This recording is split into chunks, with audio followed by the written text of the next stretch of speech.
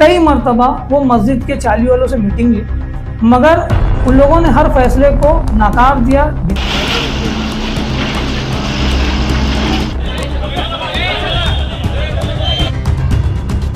इसका मामला चल रहा था, आज इसको रेगुलराइज किया गया है और कई सारे इल्जाम जो है मस्जिद के ट्रस्टियों पर लगाए गए, क्या कहना चाहेंगे? अस्सलाम वालेकुम वरहमतुल्लाहि वबरकातुहू। पहले तो मैं तमाम लोगों को ये इत्तला करना चाहूँगा कि कुरैश नगर मस्जिद जो है वो सन 2011 से हम मोहल्ले वाले के जो लोग हैं वो संभालते आए हैं। 2014 में मस्जिद के मामलात में हम लोगों को ऑर्डर हुआ, ट्रस्ट में रिजवान निसार अहमद कुरैशी, अवैस सरवर कुरैशी, ज़की अब्दुल लतीफ़, मोमिन खलील अहमद मोमिन अमीन कुरैशी, अजीम मोहम्मद हमीद, शेख मुख्तार, मोमिन शकील, मोमिन आरिफ, मोमिन शरीफ, ये 9 लोगों को वक्फ बोर्ड में सेक्शन 42 के तहत एज आ ट्रस्टी कंसीडर किया गया और ऑर्डर पास किया गया। ये फर्स्ट ऑफ ऑल ये जो मैं एक पॉइंट है, ये मेरे ट्रस्ट का पॉइंट है। तो ये आप देख सकते हो कि ये ट्रस्ट का पेपर है और ट्रस्ट का ये ऑर्डर है कि भाई ये 9 लोग जो है ये मस्जिद के ट्रस्टी है, कुरैश नगर मस्जिद, जिसे बांधन मस्जिद के नाम से भी जाना जाता है लीगली, ठीक है, ये लीगली ट्रस्ट है।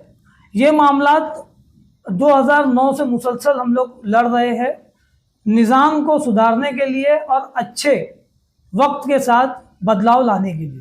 अब ये मामलात में जब हम शुरू किए तो इसमें जो मस्जिद की चाल है जिसका घर नंबर 16 और 17 है, ये मस्जिद की चाल में पूरे एहलियान मोहल्ला कुरैश नगर और एतराफ़ के मोहल्ले वाले तमाम जिम्मेदारान और लोगों ने कई मरतबा वो मस्जिद के चाली वालों से मीटिंग ली, मगर उन लोगों ने हर फैसले को नाकार दिया, डिनाई कर दिया, जिसमें कई मरतबा ये हुआ कि भाई हम हॉल की बिल्डिंग में जो रहने वाले हैं उनको उसके एवज़ में 8 के बदले 8 खोली दी जाएगी।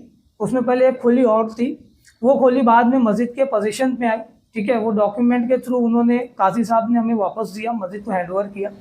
7 खोली बची। 7 खोली 2014 से मुसलसल केस और फाइट में रही है, जिसके अगेंस्ट में पहले इन्होंने section of 8D rent act में चले गए सेफर साइड के लिए कि भाई इनको छोड़ना ना पड़े पोजीशन।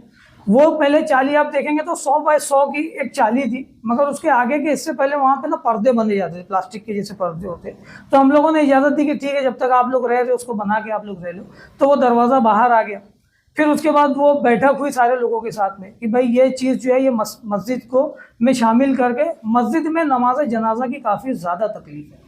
हम लोगों को नमाज जनाजा मोहल्ले वालों को पढ़ना पड़ता है चांदारा में जाकर, आज भी वहाँ नमाज नहीं पढ़ती। तो वहाँ पे ये हुआ कि भाई मोहल्ले के आबादी बढ़ रही है तो हमको नमाज जनाजे का एहतमाम करना है और मस्जिद की चीज़ मस्जिद में शुमार की जाए।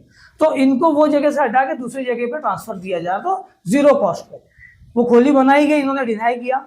फिर लोगों ने बैठे, काफ़ी सारे बिल्डर्स आए, बिल्डरों ने उनसे बात करी कि आप क्या चाहते हो, कैसे करना चाहते हो, वो डिनाई हुआ। फिर नगर सेवक जो हमारे थे वो लोगों ने मेहनत की, वो डिनाई हुआ। कुछ और बाहर के जिम्मेदार आए, वो डिनाई हुआ। फिर हमने ऑफर किया कि भाई एक एक आदमी को 5-5 लाख रुपया कैश, हार्ड कैश देते और वो पैसा हम बाहर से कलेक्शन करेंगे और मस्जिद के अकाउंट से नहीं होगा, वो भी डिनाई हो गया। फिर ये बात आई कि भाई फ्लैट के बदले फ्लैट दो। तो जब फ्लैट दिखाना शुरू करे तो उनकी डिमांड थी विद रेरा सर्टिफिकेट चाहिए, 8 ईयर की एजिंग चाहिए, रजिस्ट्री मस्जिद करके देगी। अब ये सारा मामला शरई एतबार से एक शरई गिरफ्त में आ जाते हैं कि जो चीज़ें हम कर सकते थे हम बाहर से करने की कोशिश की, मगर जब मस्जिद के अकाउंट पे या बैलेंस पे बात है तो शरई गिरफ्त में आ गई। रीज़न ये था कि ये जो कब्ज़ा था ये ना कोई आपका पगड़ी सिस्टम पे था और ना कोई एग्रीमेंट पे था। ये जैसा कि आप सुने होंगे कि मैं न्यूज़ में सुना कि भाई 1 रुपये किराए पे रह रहे, तो आप समझो गुर्बत का टाइम, वक्त की तकलीफ, हालात को देखते हुए वो तय किया गया कि भाई इनको रहने दो। मस्जिद ने या मस्जिद के उस वक्त के जिम्मेदारों ने इनको सपोर्ट किया। अब इसका मतलब नहीं है कि भाई वक्फ की प्रॉपर्टी को मैं ओनर बन जाऊं और मैं ओनर बन के उसके अगेंस्ट में डिमांड करूं। फिर लास्ट में ये आया कि भाई आप लोग एक काम करो, 17 लाख रुपये एक एक आदमी को प्रोवाइड करो, जिसकी डिटेलिंग हम लोगों ने वक्फ में भी दाखिल की थी कि ये लोगों ने इतना डिमांड किया, हम नहीं कर सकते, इसको केस लड़ा जाएगा। फिर कई लोगों ने मिलकर मीटिंग की, उसमें यह बात आई कि भाई एक काम करते, आप लोग केस लड़ो, केस का जो कोर्ट का फैसला आएगा हम वो मंजूर करेंगे। तो ये डिस्कशन में हमेशा कोई ना कोई आदमी इन्वॉल्व रहे, चाहे वो रिजवान भाई रहे, चाहे वो अजीम भाई रहे, चाहे वो ज़की भाई रहे, चाहे वो शकील चाचा रहे। ये लोगों ने हमेशा अपनी तरफ से हर एक इंडिविजुअल के साथ में बातचीत की ताकि वो मामला बना रहे और नुकसान ना हो। मगर खुलासा तब हुआ जब ये पता चला कि भाई इनके पास अल्टरनेट एकोमोडेशन अवेलेबल है। पहला वाला जो बंदा है दिलावर खान, उनका G+2 विजडम स्कूल के पास अवेलेबल है। सिराज अली बनारसी, उनके पास अच्छा हैवी फ्लैट अवेलेबल है। एक मुख्तार मोमिन करके, उनका आप देखोगे मस्जिद के सामने ही पप्पू कैटर्स करके दिया हुआ है, वो G+1 में रह रहे। अब एक ने गोडाउन बना लिया, एक ताला मार के मिल्लत नगर में रहने लगा। अब एक जो था मतलब वो कमरुन्निसा करके जो लेडीज थी, उनके फैमिली वाले हैं कि इलाहाबाद में इनकी प्रॉपर्टी है, इनको हम बोल रहे ले जाने, इनका महका है, इनका कुछ नहीं है, मगर कुछ वजूहात से किसी के दबाव में आके वो छोड़ना नहीं चाहते। अब ये जो पूरी चैन बनी, अब ये चैन बनी कि भाई ये पूरे जो है ये सब फाइट करेंगे और इनका मंशा ये है कि हम मस्जिद बनने नहीं देंगे। अब जब कोर्ट का जब डिसीजन शुरू हुआ, तो जब हम कोर्ट अपीयर हुए तो 2022 में वक्फ ने इनको इलीगल एंक्रोचर डिक्लेयर किया। जब इलीगल एंक्रोचर डिक्लेयर किया तो इनको 42 डेज का टाइमलाइन दिया गया इन 2022। जैसे कि मैं न्यूज़ में सुन रहा था कि भाई हमको वक्त ही नहीं मिला, बताया ही नहीं गया। और ये मुसलसल, आपको मैं डिटेल्स दिखाता हूँ, मुसलसल ये लोगों को फाइट करते रहे, टाइम देते गए। अब आपको मैं इनका ये दिखाता हूँ, कोई माइकल करके इंजीनियर इनके थे, जिन्होंने स्ट्रक्चरल ऑडिट सबमिट की थी वहाँ पर।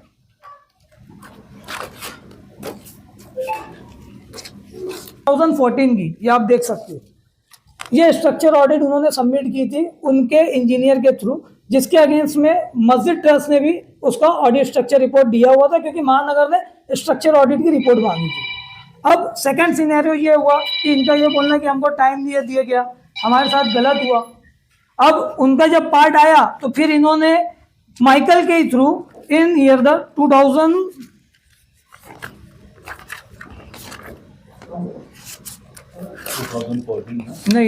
में 22 sorry in the year of 22 again इन्होंने एक स्ट्रक्चर ऑडिट सबमिट की। ये उनकी रिपोर्ट सबमिट की हुई है। जैसे बोल रहे ना, हमें वक्त नहीं मिला, 7 दिन का टाइम दिया, 24 घंटे का टाइम दिया, ये सारी चीज़ें गलत है, फॉल्स स्टेटमेंट है। ये उनकी सबमिट की हुई रिपोर्ट है। इसके एप्लीकेशन का नाम भी मैं आपको बता दूं कि सबमिशन का नाम किसका है जिसने आपको स्टेटमेंट दिया है।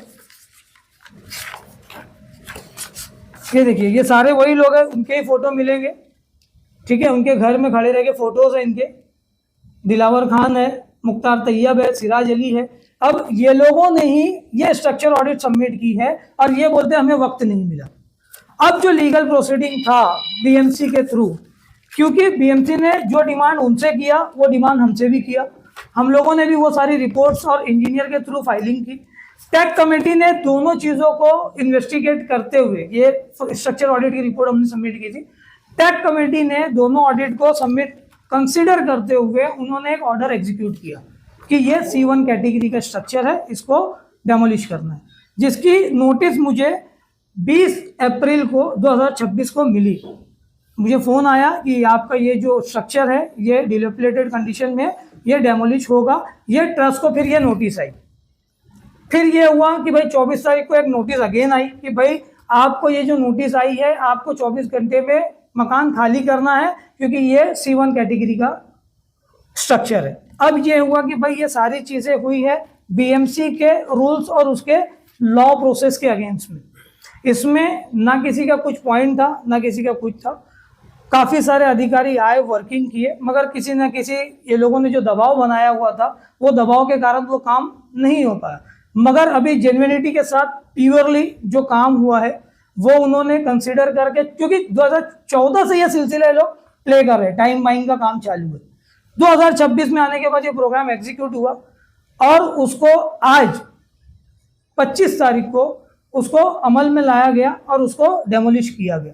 सेकेंडरी ये पॉइंट था कि वक्फ बोर्ड का जो एक सेपरेट प्रोसीजर चल रहा था, तो उसमें जब मेरा पहला ऑर्डर 22 में हुआ था, तो उसमें आप जब ऑर्डर रीड आउट करेंगे, ये ऑर्डर था वक्फ बोर्ड का, जिसमें सातों टेनेंट जो लोग अपने आप को लगाते कि हम टेनेंट हैं, इनको इलीगल एंक्रोचर्स बताया गया और इलीगल ऑक्यूपेंट डिक्लेयर किया गया कि आपको 42 दिन में मकान, मस्जिद की प्रॉपर्टी, वक्फ प्रॉपर्टी को खाली करना है। इन्होंने नहीं किया।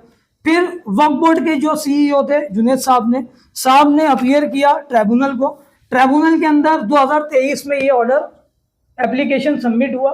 2025 31/7/2025 को ट्राइब्यूनल ने ऑर्डर किया कि अंडर सेक्शन 3EE के अगेंस्ट में दे आर द इलीगल एंक्रोचर्स, और ये प्रॉपर्टी को आपको वैकेट करना है।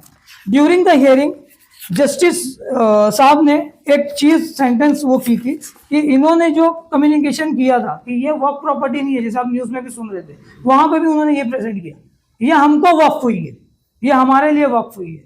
तो स्टेटमेंट ये था कि पहले ये समझो कि वक्फ होता क्या है और वक्फ किसके लिए होता है।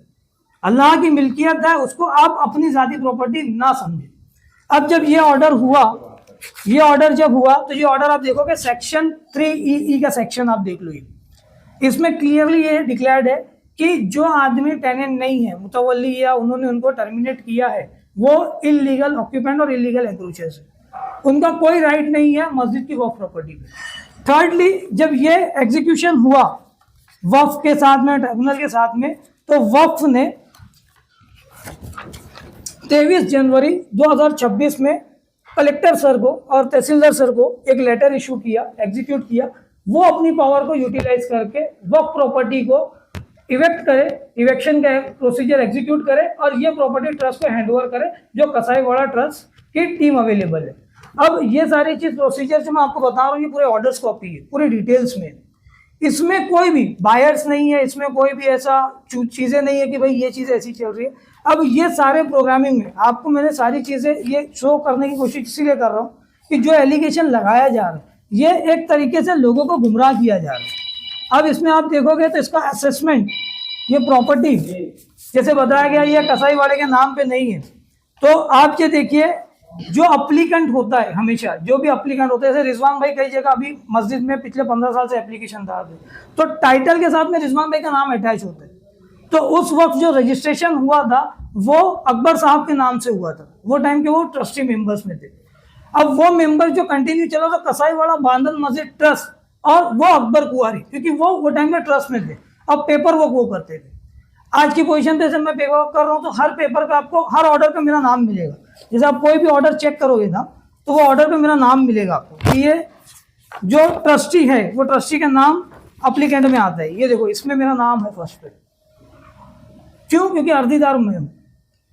ट्रस्ट के बिहाफ में, ट्रस्ट के केयर ऑफ में, हर जगह हर ऑर्डर में आपको मेरा नाम मिलेगा। ये देखिए अवैध सर्वर कुरैशी। अब ये सारी लड़ाई सिर्फ और सिर्फ इसके लिए की जा रही है कि वक्फ मिल्कियत को बचाया जा सके, क्योंकि हम लोग उस कुरैश नगर मस्जिद ट्रस्ट के जिम्मेदार हैं। हम किसी के साथ कोई भी गलत गैर शरई काम करना पसंद नहीं करते, ना ही किसी को नुकसान देना पसंद करते, मगर नाहक वक्फ प्रॉपर्टी पे किसी को कब्जा करके रहने भी नहीं दे सकते। ये हमारी अहम जिम्मेदारी है। हम मुसलमान हैं, हमें चाहिए वक्फ मिल्कियत की हिफाजत करें, ना कि उस पर कब्जा करके ये बना ले कि भाई सिंपैथी हासिल करके मैं उस चीज़ को कंट्रोल में रखूँ। ना वहाँ पे कोई बिल्डिंग बनने वाली है, ना वहाँ पे कोई ऐसा डेवलपमेंट होने वाला है। वो प्रॉपर्टी मस्जिद में शुमार इसके लिए की जा रही है कि जुमा का दिन और ईदैन के दिन रोड पे गटर और नाले पे नमाज पढ़ना पड़ता है। आज पिछले कई सालों से मस्जिद का स्ट्रक्चर अधूरा है। आप देख लो मस्जिद के इतने नुकसानात हुए, उसमें इतने नुकसानात हुए कि आप 2014 अगर वो कंस्ट्रक्शन होता तो क्या कॉस्ट आता, और 2026 में करूंगा तो क्या कॉस्ट आएगा। ये नुकसानात पे कंसिडर नहीं कर रहे। आज आदमी बोल रहे सिंपैथी ले रहे हो, हम रोड पे जाएंगे। अरे तुम्हारे पास अल्टरनेट होम है। मैंने एक ये स्टेटमेंट, जो फर्स्ट एक घर था, मैंने ये भी सुना उसने 33 लाख रुपए में सामने वाले जगह का सौदा कर रहे हैं, डिनाई हो गया। 33 लाख रुपए जो आदमी दे सकते हैं, 15 लाख रुपए हैवी दे के आदमी G+1 बना सकते हैं, मकानात को भाड़े पे दे के यहाँ कब्जा करके गोडाउन बना के रखे, और फिर सिंपैथी दिखा रहे कि ट्रस्ट वाले गैर कानूनी काम कर रहे हैं, डरमी कर रहे। सारी बातें झूठ है। पुलिस डिपार्टमेंट ने अपना फर्ज अदा किया, BMC ने उनको अप्रोच किया, BMC ने फैसला अपने जेन्युइनिटी पे किया, क्योंकि उनके पास जो दस्तावेज थे उसको चेक किया, इन्वेस्टिगेशन किया, उसके अगेंस्ट में C1 डिक्लेयर किया। ये सारा जो प्रोग्राम हुआ है ये पूरा लॉयल्टी के ग्राउंड पे हुआ है। ये जैसे इल्जाम आ रहे हैं कि ब्राइब लिया हुआ है, पैसा दिया गया है, पैसा दिया गया, हरामखोरी का काम एक गलत आदमी कर सकता है। हम 14 साल इसके लिए लग गया क्योंकि हम हक की लड़ाई लड़ रहे। अगर ये सब चीज़ करना होता तो पहले 2 साल में ले आते। तो हम लोग गलत चीज़ों को पसंद भी नहीं करते और गलत काम करना न करने देंगे ना करना चाहते। और ये सारे मामला इस वजह से उठ रहे हैं क्योंकि सुबह तक ये था कि भाई हम लोग फिर से दबाव बना लेंगे, बड़े बड़े सब लोगों को फ़ोन करवा देंगे। जैसे मुझे 2-3 धमकी के फ़ोन आए, बहुत सारी बातें आई। मैंने सिर्फ इतना बोला कि पहले ये समझो कि आप बात किससे कर रहे हो।